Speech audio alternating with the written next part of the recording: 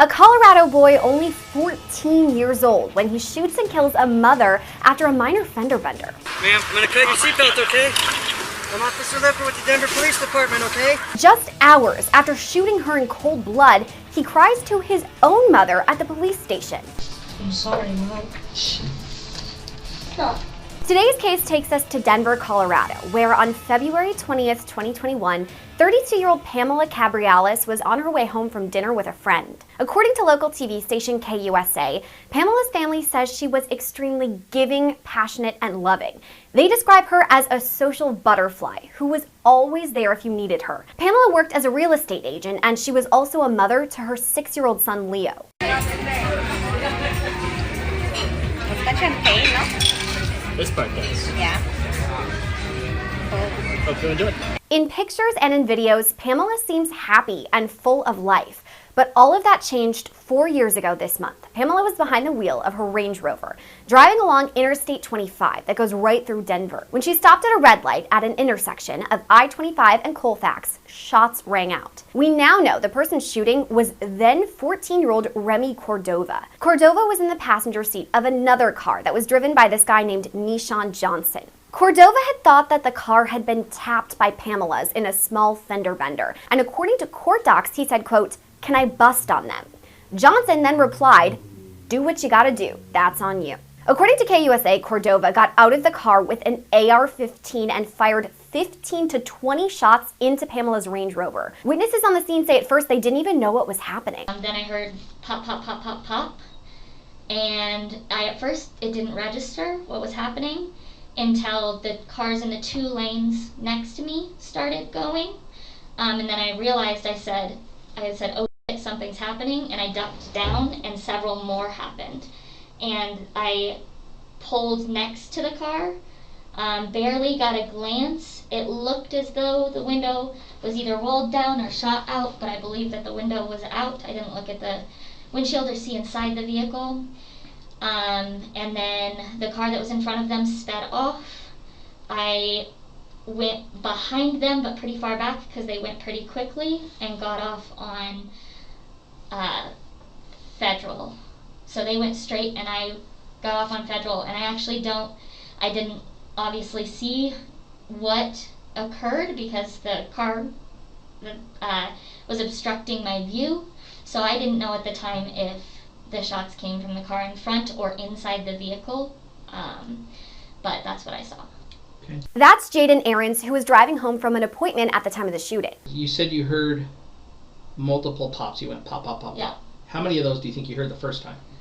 I'm in your gonna estimation? call it 5 to 7 perhaps. Okay, and then you said you ducked down and heard several more pops. How many more do you think you heard? Perhaps 3. Okay. And the break in between the 2 was a second or 2. Okay. That it paused. Sure. It wasn't very long. And you never saw anybody get in or out any vehicles? No. Okay. I, in my mind, thought it was fireworks or something. Sure. And just wasn't paying attention. When you go around the car you're in front of, why do you go around the car? Because the other 2 cars did it, and I felt like I was in danger, and I heard the shots coming, and I was ducking down, and I thought maybe they were going to hit me. Okay. I was scared to go that way because, again, I didn't know if they were coming from that vehicle, but I couldn't go any other way, so. This may seem like a really dumb question. If you can articulate it more, why did you feel you were in danger? Tell me more about that. Because I recognized the sound of gunshots, and I thought perhaps one was going to hit me. Were you scared? Not really until after, because it didn't really register. It was definitely like weird, so I was like, my awareness was heightened, but it still didn't register. Tell me more about why you duck.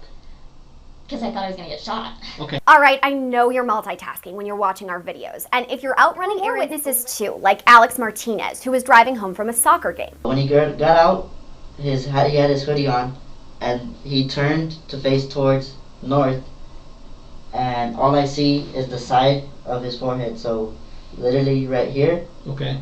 And then that's when I noticed that he lifted up his arm, and his arm was being covered by the top of the car. And I'm in a Ford Edge, so I say it's a pretty big car. He was about like 5'6", 5'7", and that's when I noticed that he had a gun. So my first instinct when I heard it was to get down just in case if they started shooting towards me. I did not physically see the weapon. Okay. I seen the light from when you shoot the gun, and you have the light and the sound. Okay. So that's what I heard. I heard the toof toof toof. So the light, like the muzzle flash, we call it. It's like the like when you fire fireworks, yeah. or you fire a gun and Yeah. and it comes out. Those gases escape. And Uh-huh. what color was that you saw? When I looked over, the first time I heard it, I got goosebumps. So I looked over, and I just remember seeing white. So Okay, but you saw the muzzle flash. Yeah. Is what we call it. Or yeah, the muzzle flash. coming out. How many times do you think you saw flashes? About 6 times. Okay.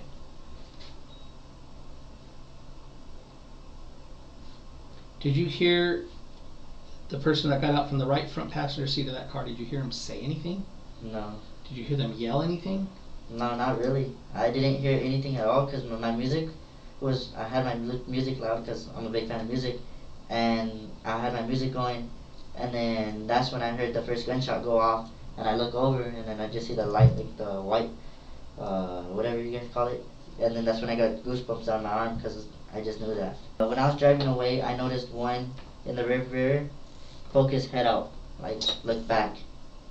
Tell me more about that. So I was going, because my first instinct was to get away because I was scared. Okay. So I was going, and then I was trying to get away quickly as possible. And I look in the rear mirror, and I see the Range Rover in there. And I look in, and I see the Honda coming. And I just see a head go like this, but it had a hoodie on. So Okay, and was that from the front area of the car or the Yeah, rear the area front. of the car? So from the passenger side or driver's side? Driver's side. It was a black hoodie. Okay. So it came from the driver? Yeah, the driver's side. So put an arrow in red the direction he shoots at. And this sounds silly, but what led you to believe he was shooting in the direction of that car? Well, because when he started shooting, I noticed that the light from when he shot it was going backwards. Okay. So I was like, alright. So that I ducked down, and that's when I lifted up my head just to take a peek, and that's when I seen his arm on the side of the car facing backwards. Okay. After the shooting, Cordova and Johnson sped off in their car as first responders rushed to the scene. Ma'am, I'm gonna cut your seatbelt, okay? I'm Officer Lepper with the Denver Police Department, okay?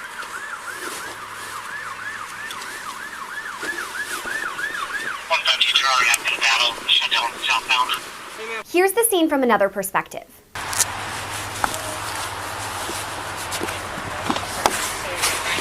I'm just gonna keep some pressure on him, okay? Yeah.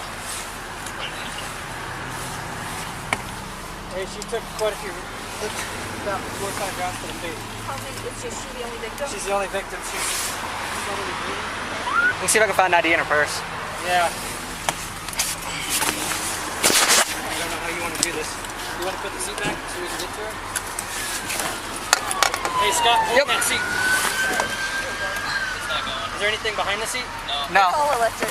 Hang on, I got it. Is that her purse? Yeah, I'm trying to find an ID. Okay. Is there more than anybody else? No, it's just one person. Could you hold that open while I look through it, please? Thanks. Okay, just grab the scoop real quick.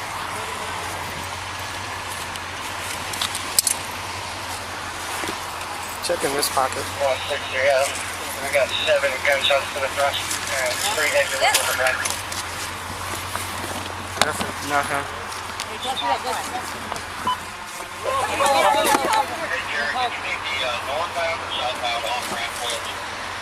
Coming head first? Hold on, here we go head first. Hold on. You got the head out towards the cap. Head toward me. Here. This next part is really tough. You can see the rear window of Pamela's Range Rover has been completely shot out.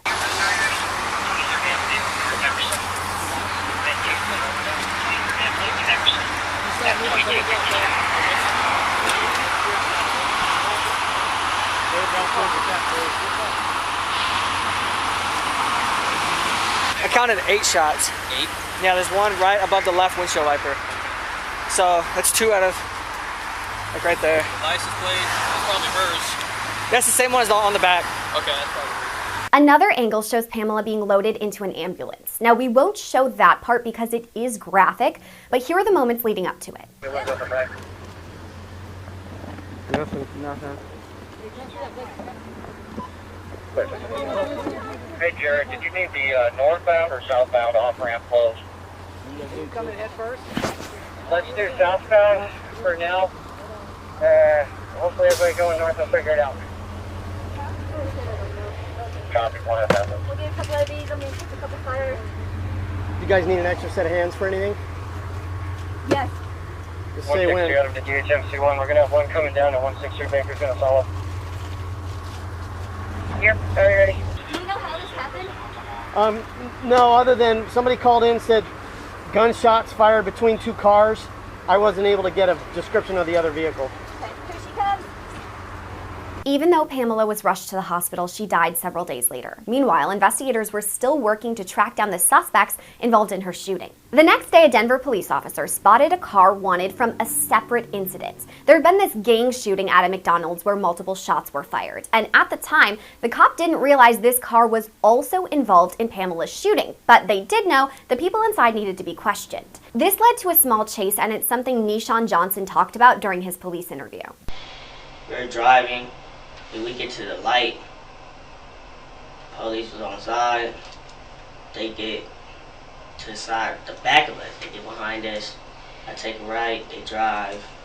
Take a left, they keep following. And then I try to take another right, but the ice was too slippery. So I hit the curb, and that's when they turned the lights on. Tell me more about the conversation in the car. Who notices the police either on the side of you or behind you? I mean, we all did, to be honest, because when you're looking at when you're at the stop sign, you're going to look out your window. Okay. And then when I looked out the window, I seen the police pull up. What is the conversation in the car? Really wasn't no conversation in the car. But they could go. I'm sorry? I said, it wasn't no conversation in no car, but go. But go? Yes. Why was that? I don't know. Okay. Earlier you told me because you didn't have a license. Yeah, like, I don't have no license, but that's what they was telling me. You said, what was the conversation? Okay. You said, what conversation did we have while the police was behind us? And who was telling you to go? Little bro. He was like, bro, just go. You feel me? I mean, don't have no license. Okay. You feel me? Not finna pull off. Did little bro say he was hot? Nah. Did he say, say, nigga, go. Okay. You know how nowadays this young generation gonna run from the police or do anything from the police now, you feel me? So you that's listened to how it him. was. So you listened to him and you went. That's how it was, you feel me? Because after they turned on their lights, everybody started panicking. Tell me how they panicked. How did you know they panicked, Nishan? Cause you know when the police get behind you sometimes and you know you ain't doing nothing. Like me, when I know I ain't doing nothing wrong, I wasn't really panicking. But what made me really panic was because they was all going like, bro, come on, bro, go. And I don't have a license. I was like, bro, that ain't true, cause I ain't stopping. Fuck it, come on. And I hit the car and everything, you feel me? So it was like everything happened so quick. And when he was like, go, bro, go, I was like, alright, fuck it. I don't have no license, none of that, come on. Police eventually tracked Johnson down to a shed where he was hiding, and that's where they found some incriminating evidence. You know why I'm asking all these questions? Because the we were found in, those shell casings match at our murder scene. Can you explain that to me? And you said nobody's in the shed with you. Okay? You're in there by yourself. But the same caliber shell casing that's in the shed where you're at is the same caliber at our murder scene. Can you explain that to me if nobody handed you anything? No, nobody handed me nothing. Okay, so how did that end up in the shed with you? Mm-hmm. Oh, I ain't gonna cut it. I don't know. Okay? So what I'm asking you, this is your chance to be honest, okay? And I'm not saying you're not, so please don't be offended by that. Mm-hmm. Okay, but I don't know is not gonna cut it. As I told you before when we first started, it's a homicide investigation. I told you you're not free to leave, okay? You remember that? Mm-hmm. Okay. If you were there for something or somebody asked you to hold on to something, I need to know, okay? And not just for myself, but for yourself. You got a kid, right? Two. You want to see those kids grow up? Yes. Do you want to be able to hold them and not be behind glass when you see them? Or do you want them to come and visit you during yard time? Again, I'm not threatening you, I'm not upset with you, but I'm telling you, this is the road we're going down. You're digging yourself a hole here, so if you have something, you know something, Nishan, now's the time to tell me. Okay, you tell me you were by yourself when you ran. Nobody else was in that shed. I asked you several times that question. You're adamant nobody was. Okay? So it's one of two things. Either you were there at that murder scene, or somebody gave you something to hold on to. So now's your chance to help yourself. Don't dig yourself a hole. You got one foot in this hole right now, Nishan. Okay? Investigators spoke with Johnson for more than 5 hours on multiple occasions, and honestly, they didn't get very much. But they got even less info from Remi Cordova. I'm going to advise you of your rights, and then I'm going to leave the room, and you two need to talk about whether or not you want to talk about this investigation or not. Okay? You okay, ma'am? I'm sorry, Mom. Stop. The woman next to Cordova in this video is his mom, because remember, he's only 14 years old at the time. As the detective walks back in, you can hear Cordova apologize to his mother. I'm sorry. Okay, it's still February 21st, 2021. According to that clock, it's now 10:05 p.m. And I've given you and your mom opportunity to talk about this investigation.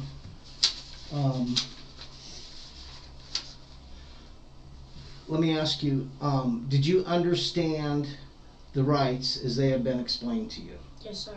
Yes?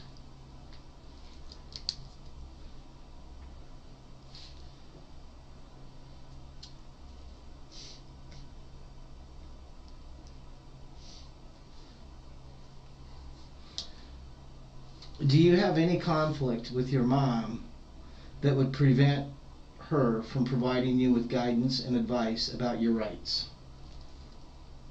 No? With these rights in mind, are you willing to talk to us about this investigation?